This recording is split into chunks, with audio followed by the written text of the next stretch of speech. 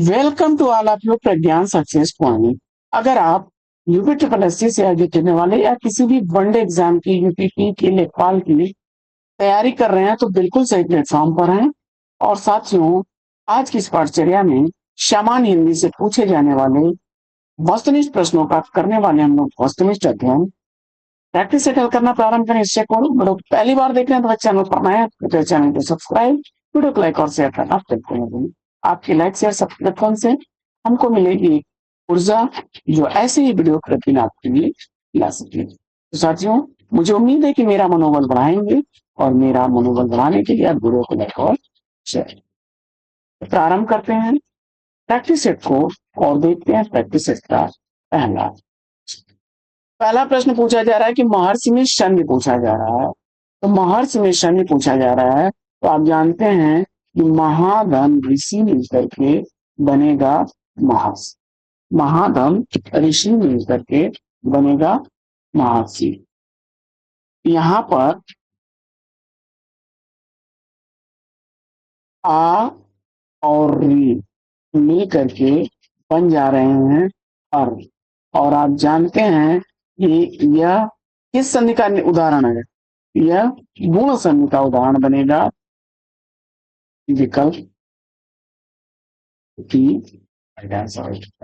देखिए, अका स्वर्ण दीर्घ सूत्र से आप जानते हैं कि जब समान स्वर जो है मिलेंगे अ और अ अथवा अ और आ अथवा आ और अ अथवा आ और आ, यानी कोई भी समान स्वर आपस में मिलेगा तो वह स्वयं का दीर्घ हो जाएगा, यानी अ मिलकर के आ बन जाएंगे।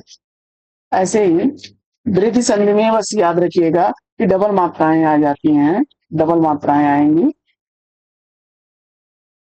वृद्धि संधि में क्या है? एक और एक मिल करके एक और एक मिल करके एक एक बनते हैं ना, एक एक और ये मिल करके आय हो जाता है।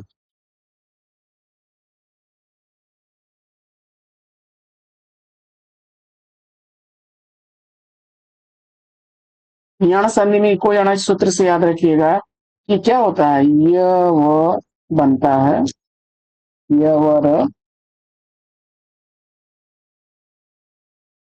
बढ़ते हैं दूसरे प्रश्न की तरफ। क्रम संख्या दो, दूसरा प्रश्न आपका है कि निम्नलिखित में से इत्यादि का सही संविच्छेद क्या है? काफी आसान सा जवाब, इति और आदि। इत्यादि, इति और आदि, इत्यादि विकल्प डी इसका राइट आंसर है।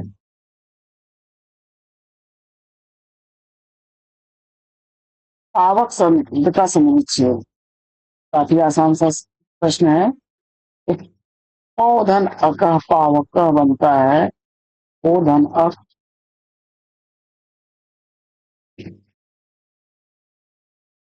गलत है। पा धनक भी गलत है और पाव धनक भी गलत है।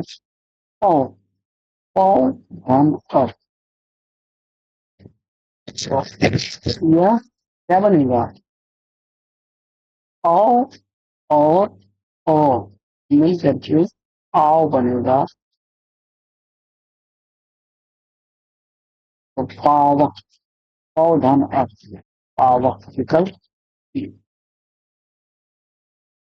सच्चिदानंद व्यंजन संधि का उदाहरण है। सत में सचित आनंद। ठीक है, यहाँ पर सचित आनंद में जो स जो है ये पूरा लिखा गया है, इस वजह से पहला विकल्प इसका सही नहीं बनेगा। सचित और आनंद, सच्चिदानंद बनेगा विकल्प बी।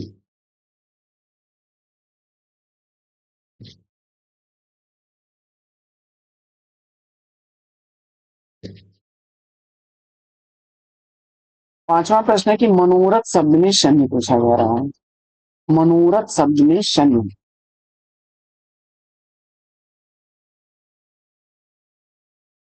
विसर्ग शनि का उदाहरण है मन, मन धन रथ बनेगा मनोरथ, विकल्प सी इसका राइट आंसर हो जाएगा। आप जानते हैं कि विसर्ग के उपरांत कोई भी घोष वर्ण आएगा तो विसर्ग का परिवर्तन किसमें हो जाता है? ओ में हो जाता है। विसर्ग के बाद घोष वर्ण आने पर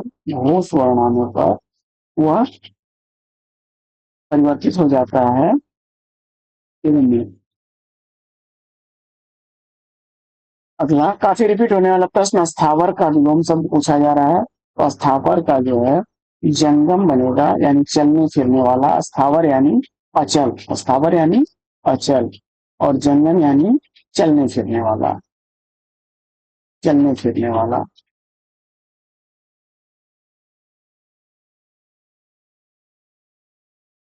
चंचल का विलोम तो शांत होता है, चंचल का विलोम शांत होता है।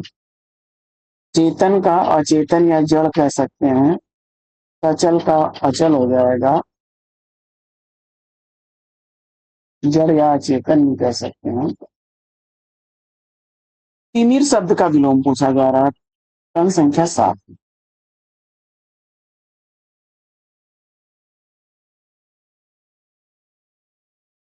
यहाँ तिमिर का विलोम क्या बना?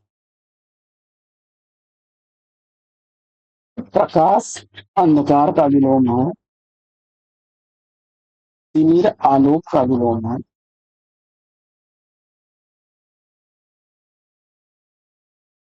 और ज्योतिर्मय का जो है तमोमय बनेगा, तमोमय।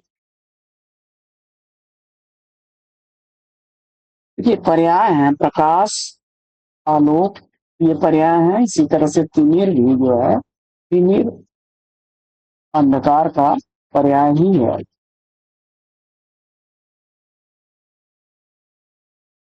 आगे कृपण शब्द का उपयुक्त विलोम क्या बनेगा? 8वां प्रश्न, कृपण शब्द का विलोम पूछा जा रहा है। कृपण का अर्थ क्या होता है? कंजूस, और कंजूस का बनेगा दानी। विकल्प ए तो जवाब। स्वार्थी का निस्वार्थ बनेगा, निस्वार्थी,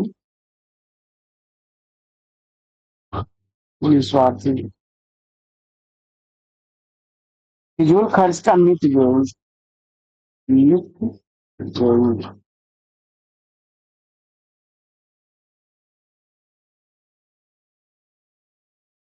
कठोर का कोमल हो जाएगा। प्रश्न संख्या 9, 9वां प्रश्न है कि अनुग्रह शब्द का विलोम बताइए।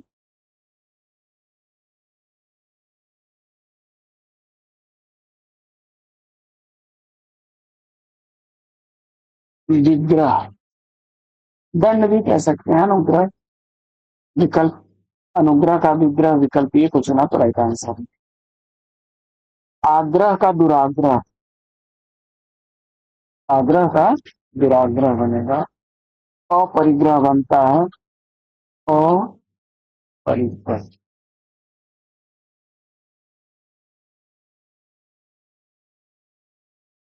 अभिज्ञ का सही विलोम चुनना है।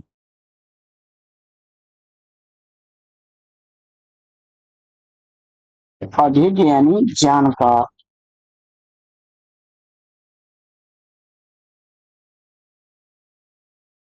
तो 10वें प्रश्न का सही जवाब आती है अभिज्ञ का अनभिज्ञ चुना, तो विकल्प ए राइट आंसर हो जाएगा। विज्ञ का विलोम अज्ञ होता है।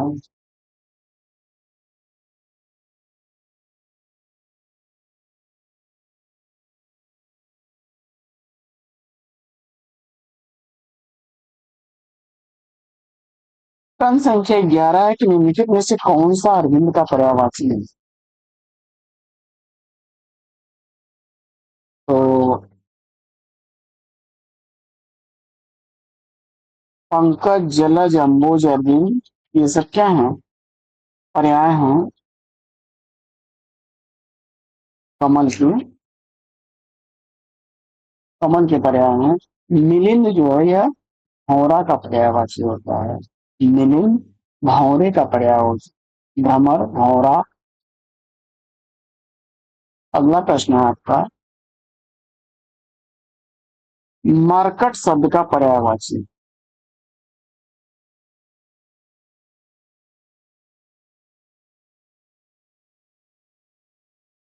तो बंदर चुना आपने, तो राइट आंसर हो जाएगा विकल्प सी। जल, नीर, अमृत, तोय, ये सब पानी के पर्याय हैं।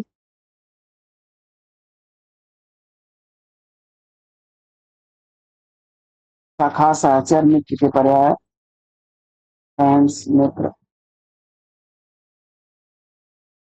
और सुत आपने दिया, ये पुत्र के पर्याय हैं। क्रम संख्या 13 है कि सूर्य का पर्यायवाची शब्द निम्न में से कौन सा नहीं। फिर हमें प्रश्न का सही जवाब। हिमकर को चुना आपने, तो विकल्प सी राइट आंसर।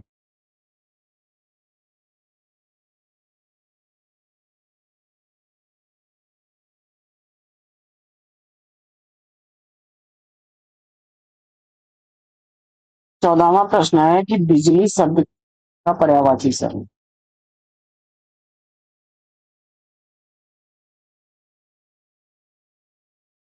तड़ित को चुना आपने, तो विकल्प बी राइट आंसर हो जाएगा।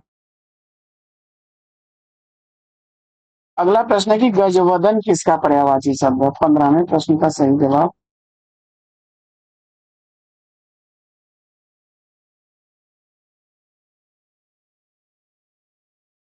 गणेश, विकल्प बी को चुना आपने, तो राइट आंसर है। अगला प्रश्न है कि जिसकी आशा न की गई हो वाक्यांश के लिए एक शब्द क्या बनेगा। जवाब में अप्रत्याशित सेलेक्ट किया आपने, विकल्प बी को, तो राइट आंसर हो जाएगा। बढ़ते हैं आगे और देखते हैं अगला प्रश्न।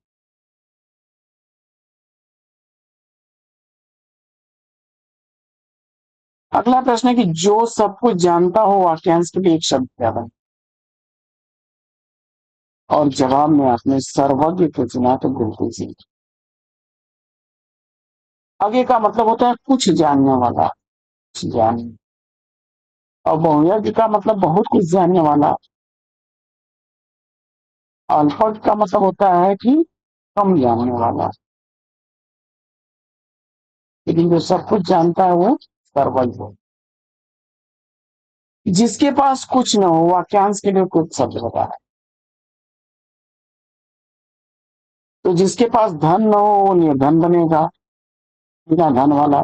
जिसके पास सामर्थ्य नहीं है वह असमर्थ होगा। और जो बिना वस्त्रों का होगा वो नंगा होगा। अकिंचन शब्द विकल्प ये तो चुनाव की राइट आंसर हो जाएगा, अकिंचन। अगला प्रश्न है कि जंगल में लगने वाली आग के लिए एक शब्द आपको बताओ। तो समुद्र में लगने वाली आग को बढ़वा भी कहते हैं। जो समुद्र में लगती है, समुद्र में लगने वाली आग, यह तो बड़वानी होती है। और पेट में लगने वाली आग जो होती है, पेट में लगने वाली आग, इसे जठ आग भी कहते हैं। जंगल में लगने वाली आग दावाग मिलेगी, विकल्प बी इसका आंसर।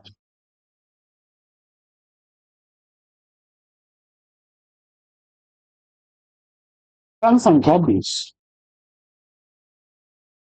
मोक्ष की इच्छा रखने वाला क्या है।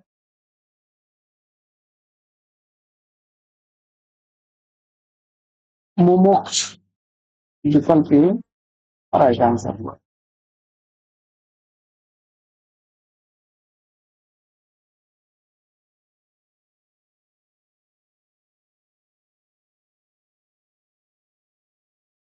जीतने की इच्छा रखने वाले के लिए जिगीषु शब्द का प्रयोग करते हैं। अगला प्रश्न है कि निम्नलिखित में से कौन सा शब्द सदैव पुल्लिंग में प्रयोग होता है।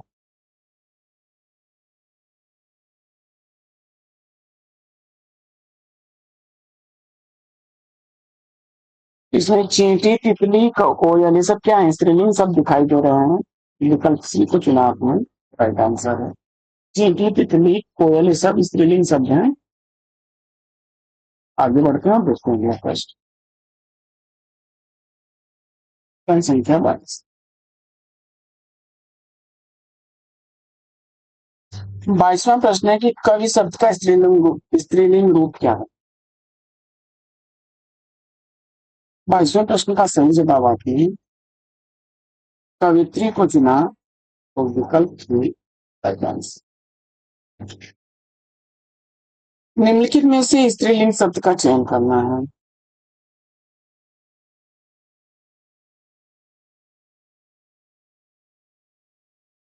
देखिए ये हो गया, आलस्य हो गया, फिर ये सब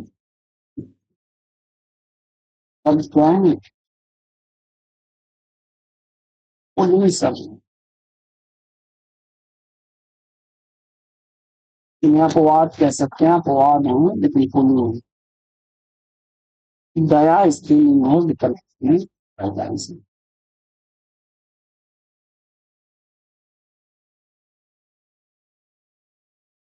ये होना चाहिए स्त्रीलिंग, ये भी पुण्य के अंतर्गत रखा जाता है। आगे विद्वान शब्द का स्त्रीलिंग क्या है? विद्वान शब्द का स्त्रीलिंग विदुषी।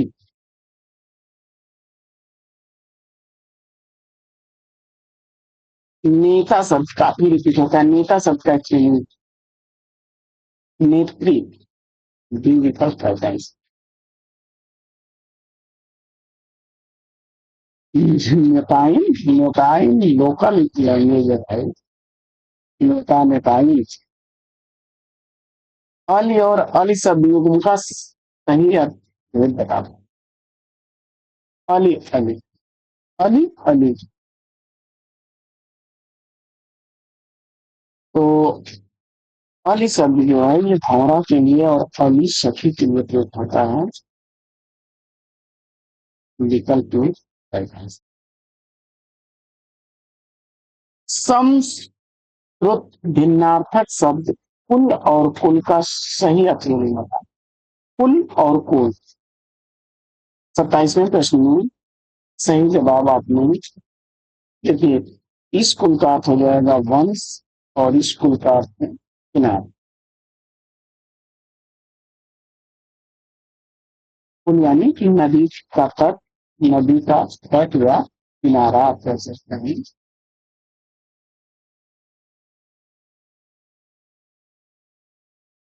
इसी तरह से अनल और अनिल क्रमशः, आप जानते हैं अनिल वायु का पर्यायवाची है और अनल आग का पर्यायवाची है। ये विकल्प राइट है। अगला प्रश्न है कि अपेक्षा और उपेक्षा का सही अर्थ बताना है। अपेक्षा यानी इच्छा रखना और उपेक्षा यानी अनादर करना। विकल्प ए राइट आंसर। इसी तरह से तरणी और तरणी का युग में बताना है आपको। तो तरण जिसमें हरस वही लगा रहेगा वो क्या है, सूर्य। और तरण यानी नाव। भी विकल्प राइट आंसर। अगला प्रश्न है कि गागर में सागर भरना मुहावरे का सही अर्थ है। कम शब्दों में बहुत कुछ कह देना है। विकल्प ए। अगला प्रश्न है कि अंग ढीला होना मुहावरे का अर्थ। तो अत्यधिक थक जाना। विकल्प बी राइट आंसर। अगला प्रश्न है कि ऊंट के मुंह में हीरा लुकोता है।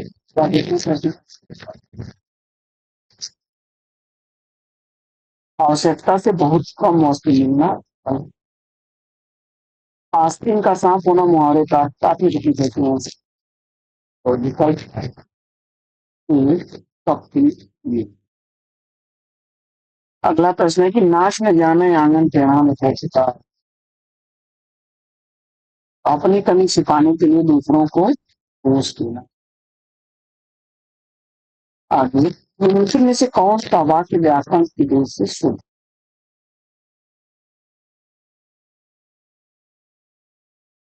तो मुझे जाना है। विकल्प बी।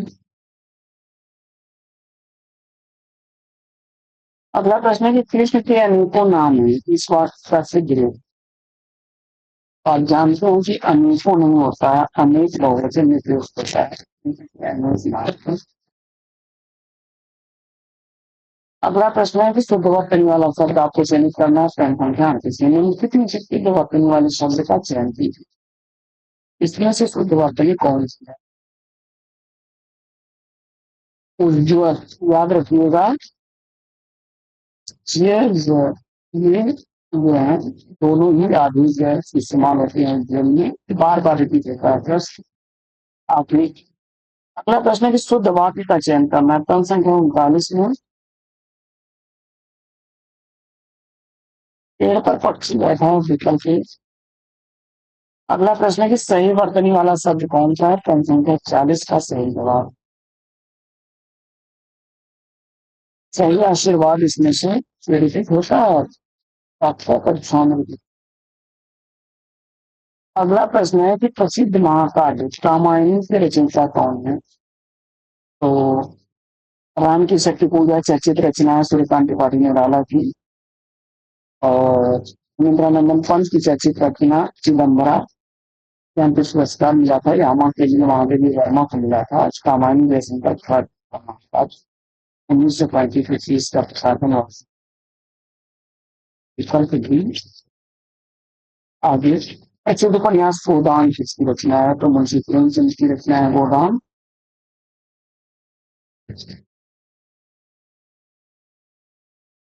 मैला आंचल हंसनाथ रेणु का अक्सर पूछा जाता है। मैला आंचल इनका अक्सर पूछा जाता है।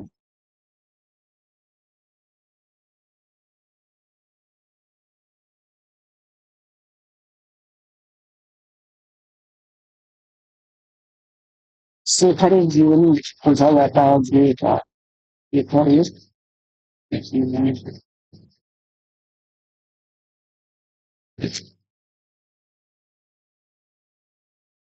झूठा सच की अस्पताल था।